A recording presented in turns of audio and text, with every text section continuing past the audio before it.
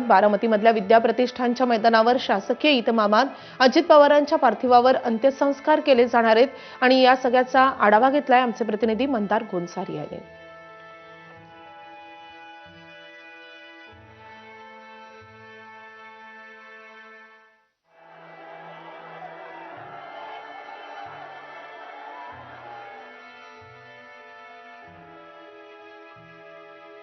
एकच वादा या घोषणेला बारामतीकरांनी तब्बल 40 वर्ष प्रतिसाद दिला तो अजितदादा, आणि या अजितदादांना निरोप देण्याचा हा दिवस बारामतीकरांसाठी सर्वात दुर्दैवी असणार आहे। अजित पवारांच्या अंत्यविधीसाठी बारामतीच्या विद्याप्रतिष्ठानच्या मैदानावरती हा चौथरा उभारण्यात येतो आहे। इथे अजित पवारांचा अंत्यविधी पार पडणार आहे। या ठिकाणीच त्यांच्या पार्थिवाला अग्नी दिला जाणार आहे।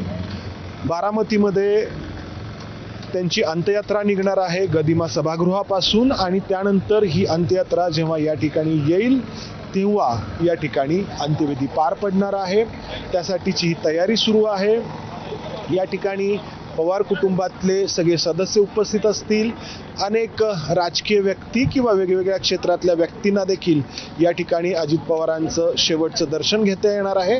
आणि समोरचं जे मैदान आहे या मैदानामध्ये बारामतीकर आपल्या या लाडक्या नेत्याला शेवटचा निरोप देण्यासाठी जमणार आहेत।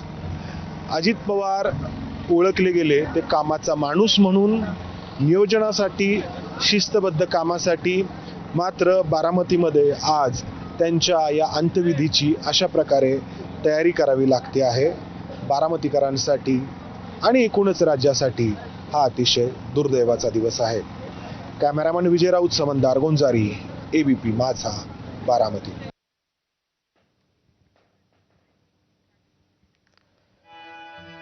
तर विद्याप्रतिष्ठानच्या मैदानावर अजित पवारांवर अंत्यसंस्कार केले जाणार आहेत आणि विद्याप्रतिष्ठानच्याच प्रांगणामधल्या गदिमा सभागृहामध्ये त्यांचं पार्थिव अंतिम दर्शनासाठी ठेवलं जाणार आहे।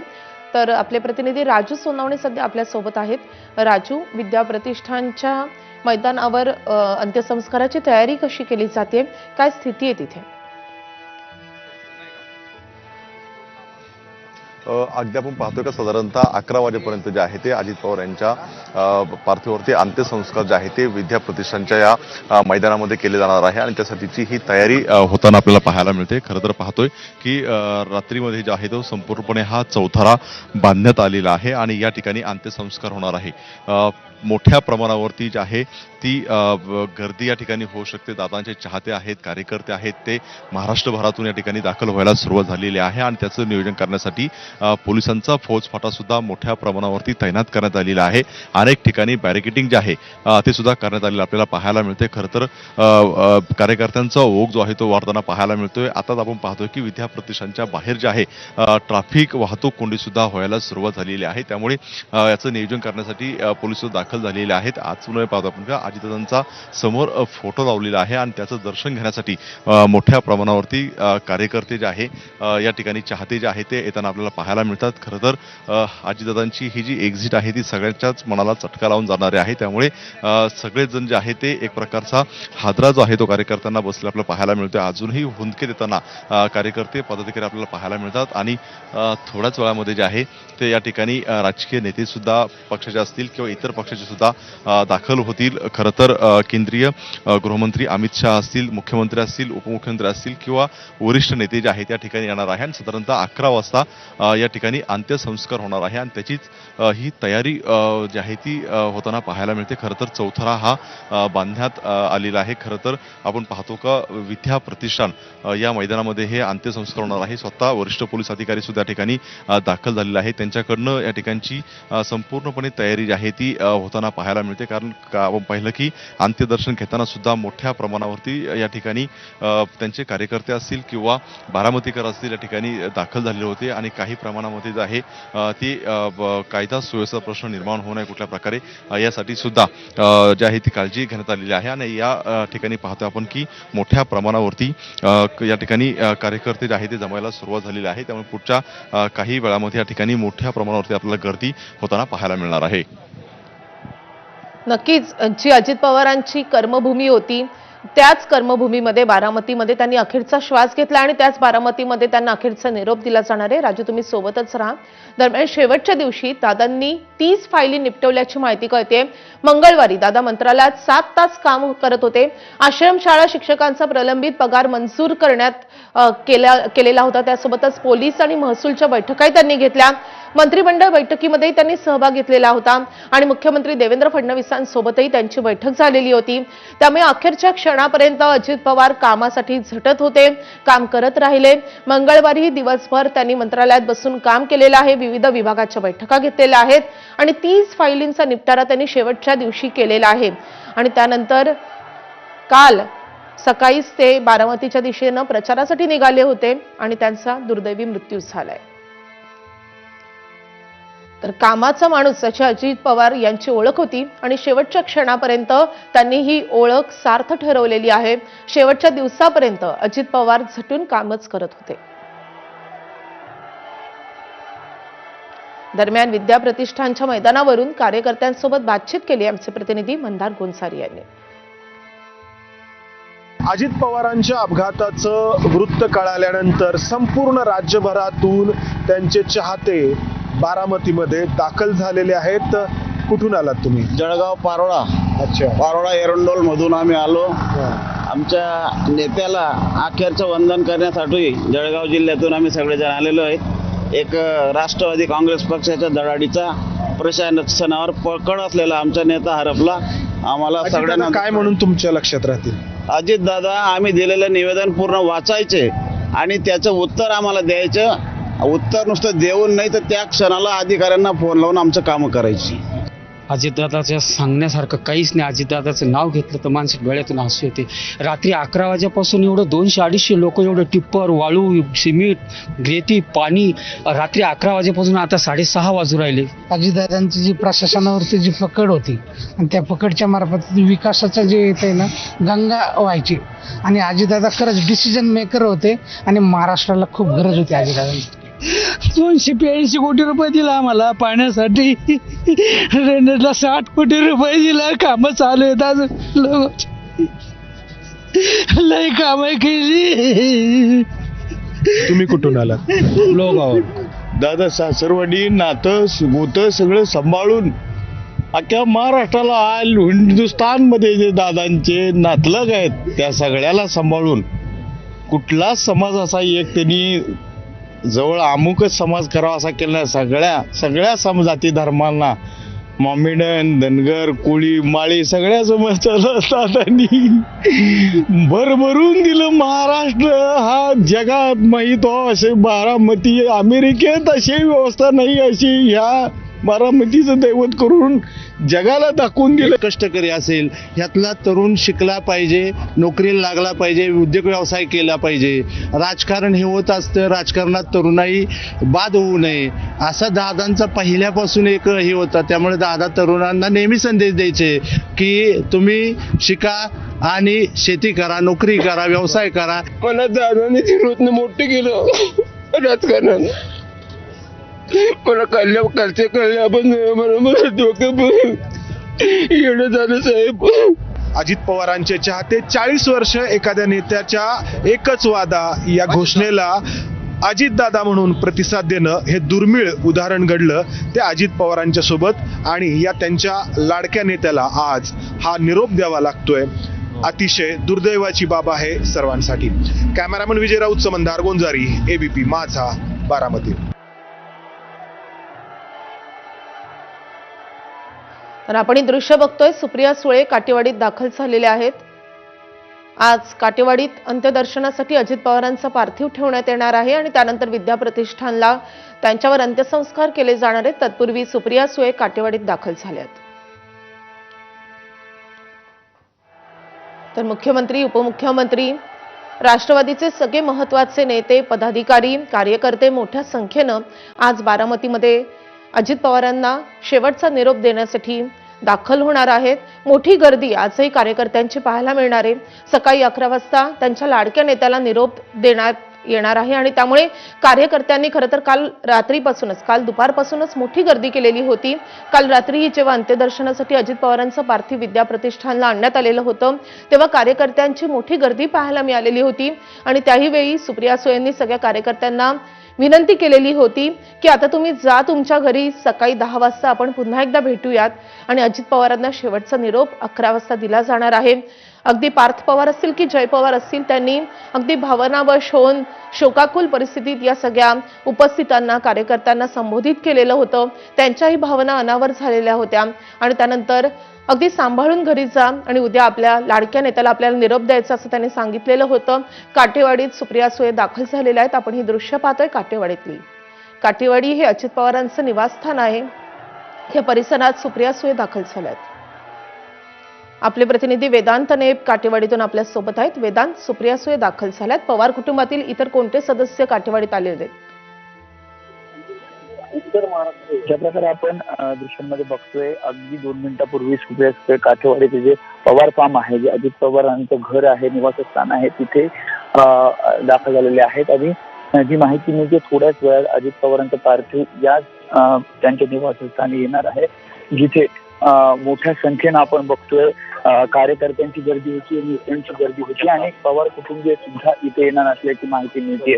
एका मागे एक नेते सुद्धा इथे येत आहेत आणि इथे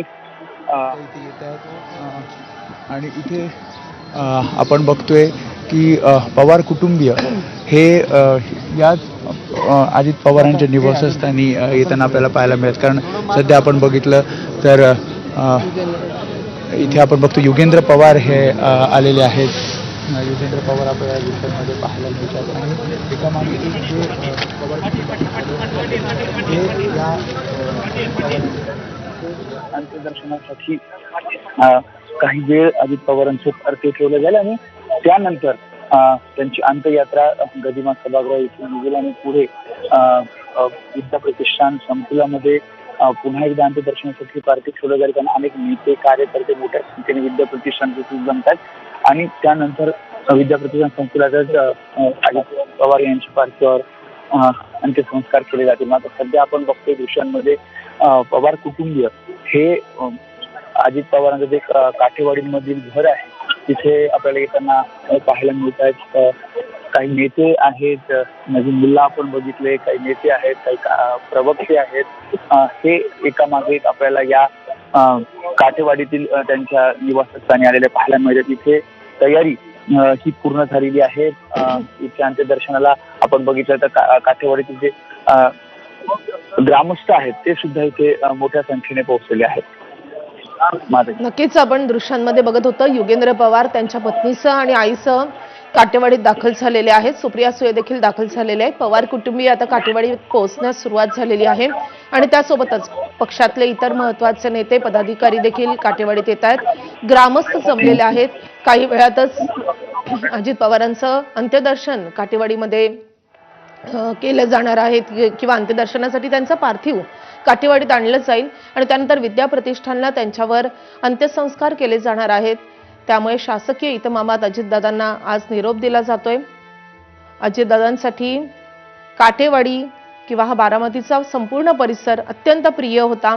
यातला कोपरा अजित पवारांसाठी महत्त्वाचा होता, ओळखीचा होता. त्यांची ती कर्मभूमी होती आणि तिथेच त्यांच्यावर आज अंत्यसंस्कार केले जाणार आहेत.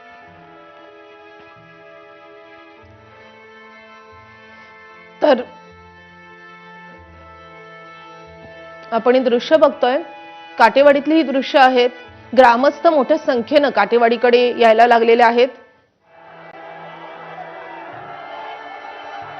आबालवृद्ध, महिला, पुरुष सगळेच जण, सगळ्याच वयोगटातली लोक अजित पवारांना शेवटचा निरोप देण्यासाठी काटेवाडीत जमा होत आहेत.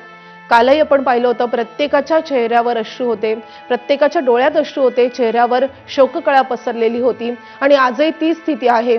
प्रत्येक बारामतीकर रडतोय. प्रत्येकाच्यासाठी त्यांच्या घरातला व्यक्ती गेल्याचं दुःख आहे.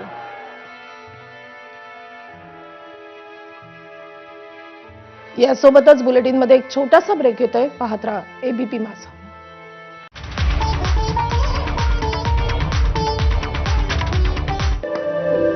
अपघाताबाबत काय माहिती आपल्या मंत्रालयाकडून मिळालेली आहे? अपघाताचं कारण काय समजतं आहे? प्रथम दर्शनी तर हे विजिबिलिटीचंच कारण दिसतंय की पायलट आणि ATC बारामती या एअरपोर्टचं काय जे काही संभाषण झालं त्यांच्यातलं बोलणं आलं त्याच्यामध्ये ते स्पष्ट आहे की कदाचित विजिबिलिटीचा प्रॉब्लेम दिसतोय आणि म्हणून लँडिंग करताना हा अपघात घडला. आणि दुर्दैवानं आज हे सगळं जे काही घडलं मला असं वाटतं की खरं तर इतकं वेदनादायक आहे, इतकं दुःखद आहे की इतक्या वर्ष त्यांच्या सोबत काम केलेलं मी कार्यकर्ता आहे. आणि आज मला असं वाटतं की कोविडच्या सगळ्या काळामध्ये पुण्यात ते पालकमंत्री, मी महापौर म्हणून आम्ही 2-2.5 वर्ष इतकं काम केलं.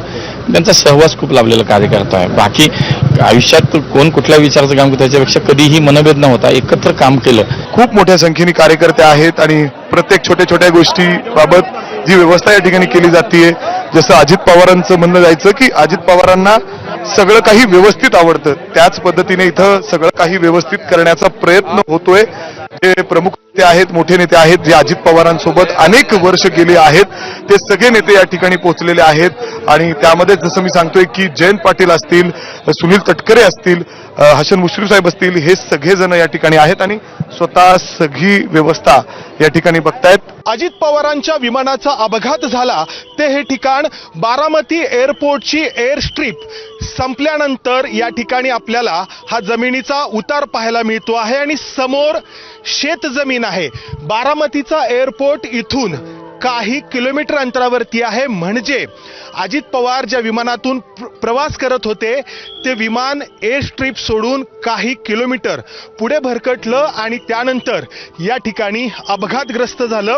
या विमानाचे अवशेष इथे आपल्याला पाहायला मिळत आहेत. विमानाच्या पाठीमागचा जो भाग आहे त्याचा तुकडा मोठा आपल्याला या ठिकाणी पाहायला मिळतो आहे आणि जो विमानाचा इतर भाग आहे तो आपल्याला इथे पुढे असा कोळशाच्या स्वरूपामध्ये पाहायला मिळतो आहे. खूप मोठ्या संख्येने कार्यकर्ते आहेत आणि प्रत्येक छोट्या छोट्या गोष्टीबाबत जी व्यवस्था या ठिकाणी केली जाते, जसं अजित पवारांचं म्हणणं जायचं की अजित पवारांना सगळं काही व्यवस्थित आवडतं, त्याच पद्धतीने इथं सगळं काही व्यवस्थित करण्याचा प्रयत्न होतोय. जे प्रमुख नेते आहेत, मोठे नेते आहेत, जे अजित पवारांसोबत अनेक वर्ष गेले आहेत, ते सगळे नेते या ठिकाणी पोहोचलेले आहेत. आणि त्यामध्ये जसं मी सांगतोय की जयंत पाटील असतील, सुनील तटकरे असतील, हसन मुश्रीफ साहेब असतील, हे सगळेजण या ठिकाणी आहेत आणि स्वतः सगळी व्यवस्था या ठिकाणी बघतायत. AI निर्मित हा व्हिडिओ आहे. विमानाचा अपघात कसा झाला असावा याचं सादरीकरण करणारा हा AI व्हिडिओ आहे. पण जे प्रत्यक्षदर्शींनी सांगितलं की विमान काही काळ आकाशात घिरट्या घालत होता आणि त्यानंतर जमिनीकडे येताना अचानक ते विमान क्रॅश झालं, स्फोट झाला, आग लागली आणि त्यामध्ये या विमानातून जे 6 जण प्रवास करत होते त्या 6ही जणांचा यामध्ये मृत्यू झालाय. केंद्रीय पातळीवरच्या नेत्यांनी देखील या अपघातानंतर आपल्या शोकसंवेदना व्यक्त केलेल्या आहेत ट्विटरच्या माध्यमातून. समझ नहीं आ रहा है कैसे इतना बड़ा हादसा हुआ.